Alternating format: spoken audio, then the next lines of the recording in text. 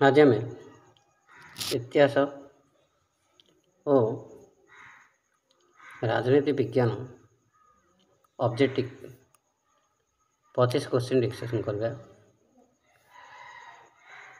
प्रथम क्वेश्चन देला प्राकृतिक विपर्य समय लोक मान को कामधंदा जोगाई देबा पाई क्यों कार्य प्रक्रिया आरंभ करथिले?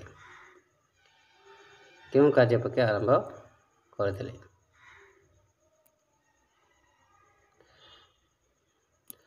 देख ऑप्शन देला तकाभी,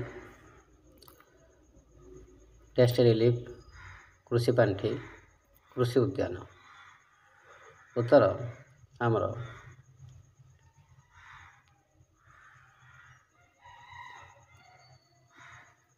टेस्ट रिलीफ, ऑप्शन बी।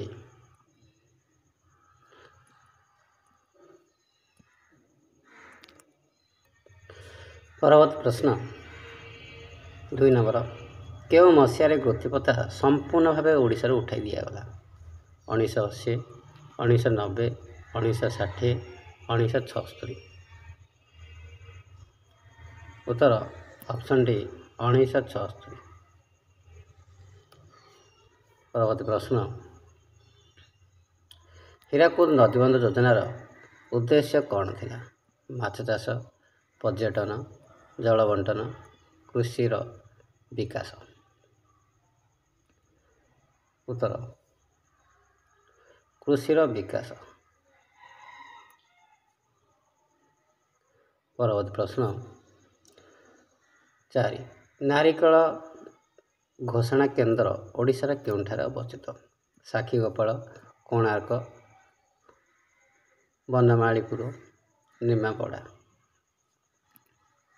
उत्तर साक्षीगोपाल।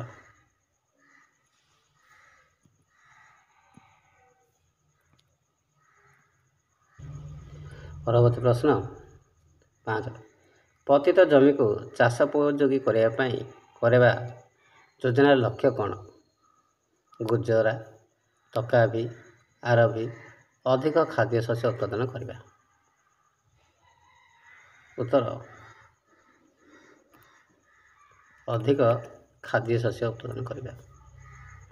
परवर्ती प्रश्न 6 सरकारी मूल्य रे केबे राज्य समवाय बैंक प्रतिष्ठित है?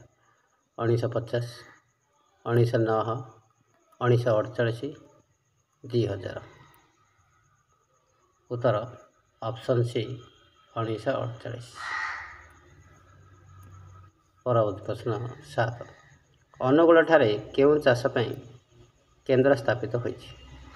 आखु चाष, धान चाष, फल चाष, गहम चाष। उत्तर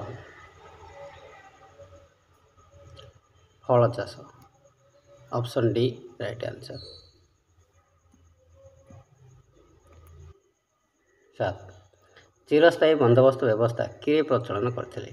Lord Curzon, Lord Cornwallis, Lord Wavell, Lord Wellesley. उत्तर लॉर्ड कॉर्नवालिस, ऑप्शन बी। परवर्ती प्रश्न नंबर 9 कृषि विभाग अधीन रे केतोटी निर्देशालय कार्य करुछि? 5टी, 4टी, 3टी, 2टी। उत्तर ऑप्शन बी 4टी। परवर्ती प्रश्न 10 जातीय आलुमिनियम कंपानी मुख्य कार्यालय केउंठार अवस्थित? संबलपुर, भुवनेश्वर, राउरकेला, झारसुगुड़ा। उत्तर ऑप्शन बी भुवनेश्वर। परवर्ती प्रश्न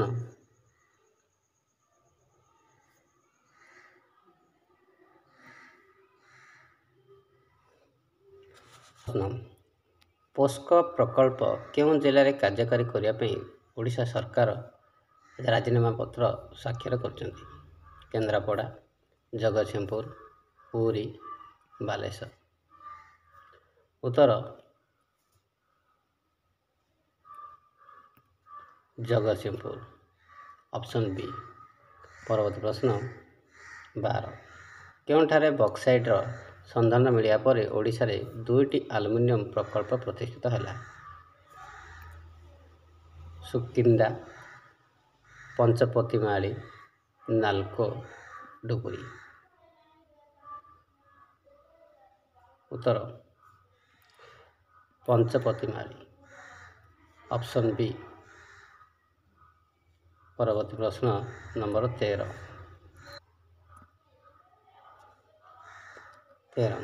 ଓଡ଼ିଶାରେ ଶିଳ୍ପ ବିକାଶର ସମ୍ଭାବନା ଓ ଯୋଜନା ତିଆରି କରିବା ପାଇଁ କେଉଁ ଦେଶରୁ ବୈଦେଶିକ ପରାମର୍ଶଦାତାଙ୍କୁ ଓଡ଼ିଶା ଅଣାଗଲା? ରୁଷିଆ, ଚୀନ, ସୁଇଜରଲ୍ୟାଣ୍ଡ, ଆମେରିକା। ଉତ୍ତର ଆମେରିକା ହେଉଛି right answer. America, option D. ପରବର୍ତ୍ତୀ ପ୍ରଶ୍ନ, ଓଡ଼ିଶାରେ ଶିଳ୍ପ ବିକାଶର 3ଟି ମୁଖ୍ୟ ପ୍ରତିବନ୍ଧକର ନାମ ମଧ୍ୟରୁ କେଉଁଟି ନୁହେଁ? ଆବଶ୍ୟକ ଭିତ୍ତିଭୂମିର ଅଭାବ, ଓଡ଼ିଶାରେ ନିଜସ୍ୱ ଶିଳ୍ପ ଉଦ୍ୟୋଗୀ ଅନୁପସ୍ଥିତି, ଓଡ଼ିଶାରେ ପ୍ରଶିକ୍ଷିତ ମାନବ ସମ୍ବଳର ଅଭାବ, ଶ୍ରମିକର ଅଭାବ। ଉତ୍ତର ଶ୍ରମିକର ଅଭାବ। ଅପସନ୍ ଡି ହେଉଛି ରାଇଟ୍ ଆନ୍ସର, ଶ୍ରମିକର ଅଭାବ।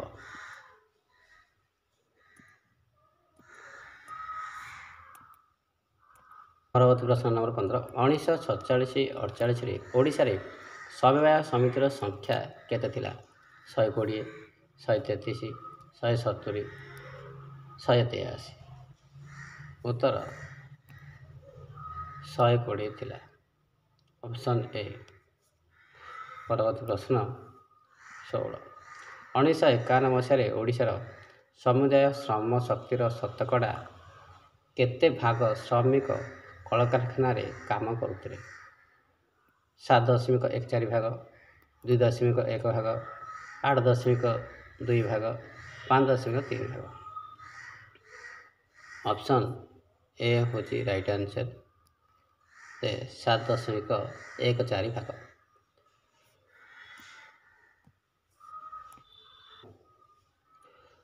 17। 1984-85 ମସିହା ବେଳକୁ କେତେ ଶ୍ରମିକ ଓଡ଼ିଶାରେ ବିଭିନ୍ନ କାରଖାନାରେ କାମ କରୁଥିଲେ?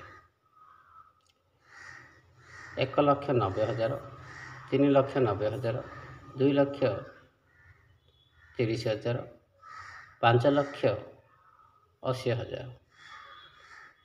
ଉତ୍ତର ଅପସନ୍ ବି, 3,90,000।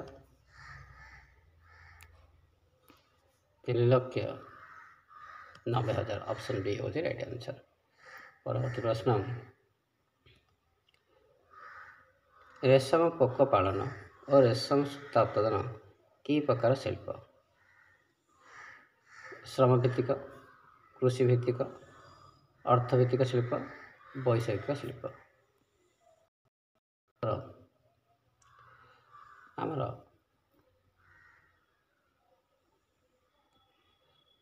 କୃଷିଭିତ୍ତିକ ଶିଳ୍ପ, ଅପସନ୍ ବି ହେଉଛି ରାଇଟ୍ ଆନ୍ସର।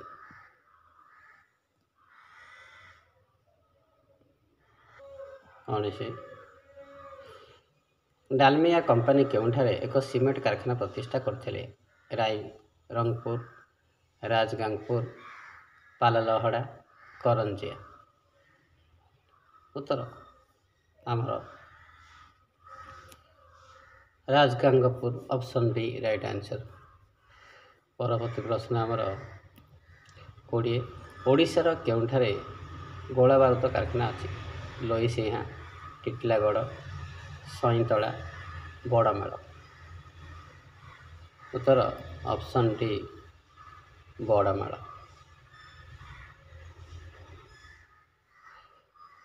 ପରବର୍ତ୍ତୀ ପ୍ରଶ୍ନ 21। କାଶ୍ମୀରରେ ନିଜର ସ୍ଥିତିକୁ ଜାହିର କରିବା ପାଇଁ ପାକିସ୍ତାନ କାହାର ସଦସ୍ୟ ହେଲା? ଜାମ୍ମୁ ଓ କାଶ୍ମୀରର ମୁକ୍ତି ସଂଗଠନ, SAARC, Tamil United Liberation Front, SEATO. ଉତ୍ତର ଆମର ସିଆଟୋର ସଦସ୍ୟ ହେଲା।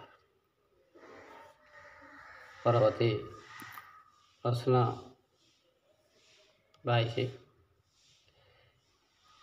ଫେଡେରାଲ ଦଳ ପରବର୍ତ୍ତୀ କାଳରେ କେଉଁ ଦଳରେ ପରିବର୍ତ୍ତିତ ହେଲା? ତାମିଲ ବ୍ୟାଘ୍ର, ବାମପନ୍ଥୀ ଦଳ, ତାମିଲ ୟୁନାଇଟେଡ୍ ଲିବରେସନ୍, କଚ୍ଛତବୀ ଦଳ। ଉତ୍ତର ଆମର କଚ୍ଛତିବୁ ଦଳ। ଅପସନ୍ ଡି ହେଉଛି ରାଇଟ୍ ଆନ୍ସର୍। ପରବର୍ତ୍ତୀ ପ୍ରଶ୍ନ 23।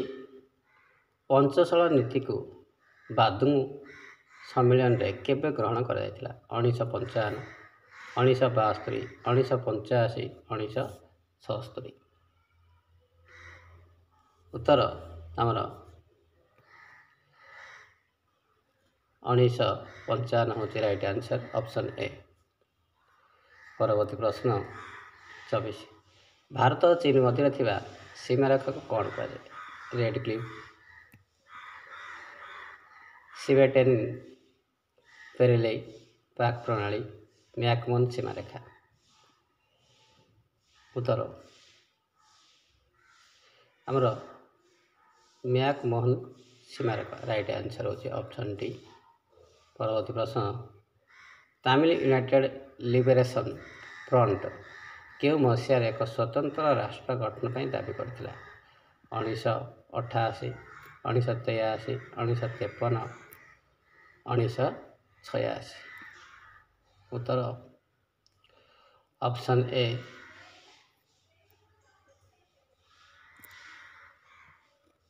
1988।